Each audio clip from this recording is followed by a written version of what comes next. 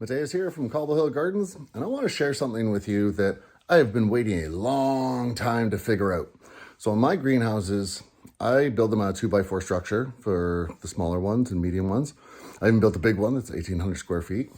And I have always been curious. I've used vapor barrier for my plastic. And the reason I use that is it's like readily available. You can go get it like at any hardware store in a heartbeat. So if you have to patch something or make something, you can do it. And online, people will be like, well, that's gonna like not be as effective as greenhouse plastic.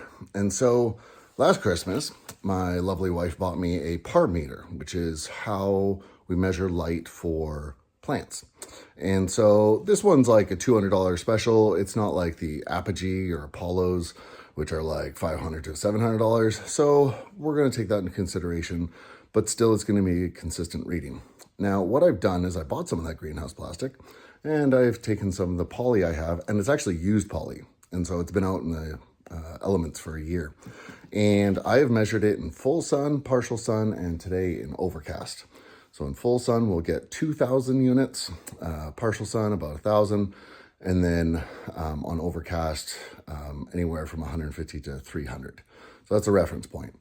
Greens need like 300 to do decent growth.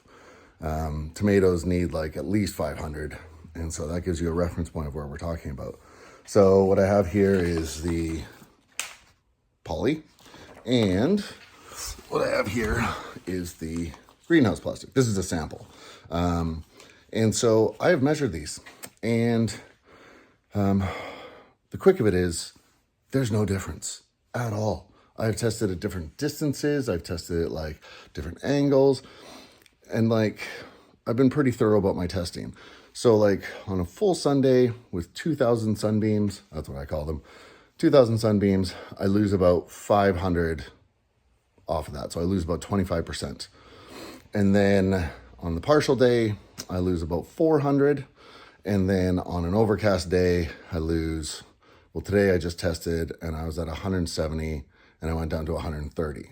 So overall, I think that math works out to about 25% loss in light for both. No difference. And a roll, I found it a special on Amazon, Vevor, V-E-V-O-R. They sell the cheapest greenhouse plastic I can find.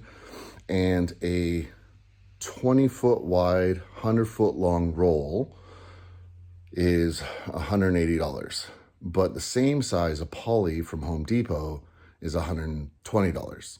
So we're talking like 50 to 70% more. I don't have the exact prices, but I think 70% more was what it was.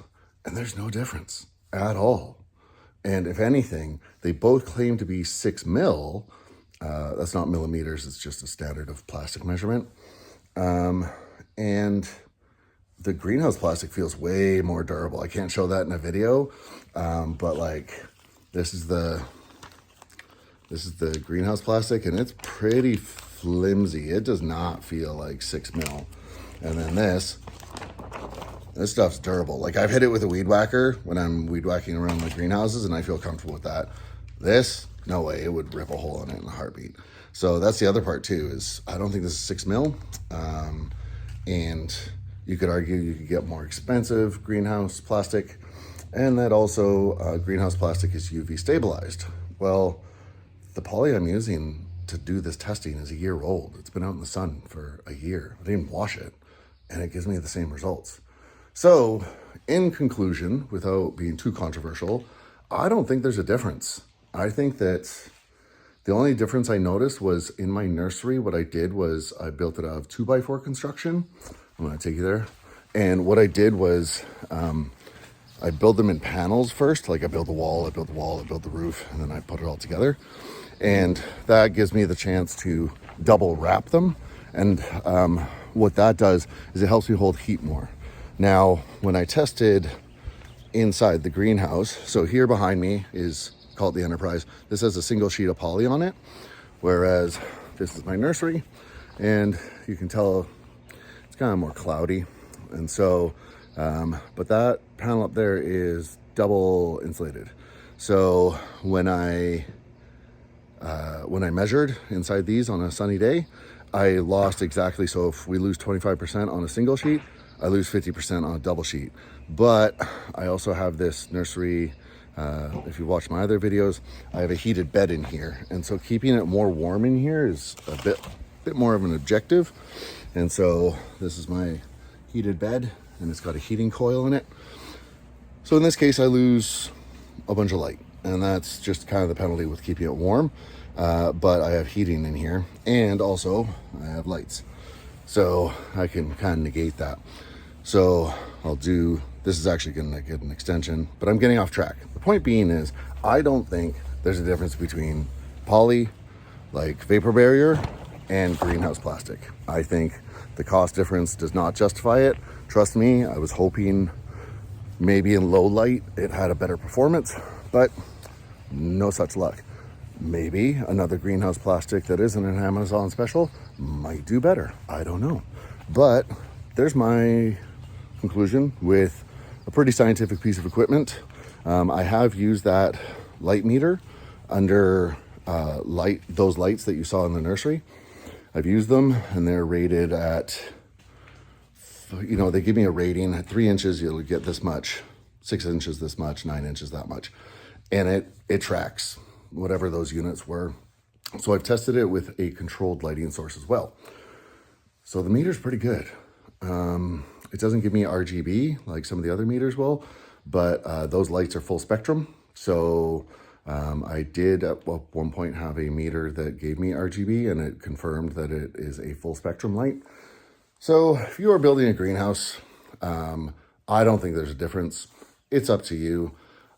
Maybe those polycarbonate sheets that you can get, that's like corrugated plastic but better. Don't use corrugated plastic. That stuff is not UV stabilized, and it will fall apart in 10,000 pieces and wind up in your soil.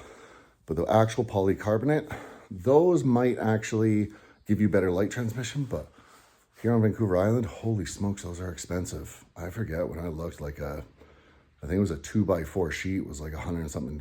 So there's what I have to share. Take it or leave it. Don't mean to be controversial, but I'm always trying to find the most effective way to farm and make it readily available. And I think vapor barrier is the way to go. Granted, the one con with vapor barrier will be it does have writing on it. And so if you're looking for an aesthetic choice that matters to you, then go with the greenhouse plastic. It doesn't have writing on it. The vapor barrier, depending on how you orientate it and such, you can sometimes avoid the writing on it. But I like the vapor barrier plastic because it comes in standardized sizes of like 8.5 wide, 10, and 20, I think. And so if you design your greenhouse right, you can actually make it so it just covers your whole greenhouse in one shot.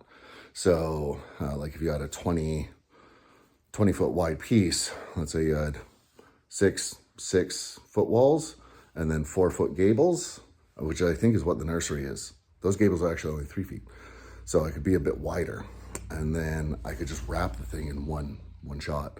So I like those standardized sizes because I can build greenhouses to that size, nurseries or whatever.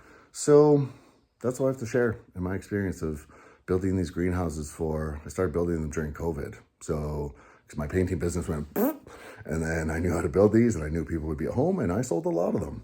And they are still standing.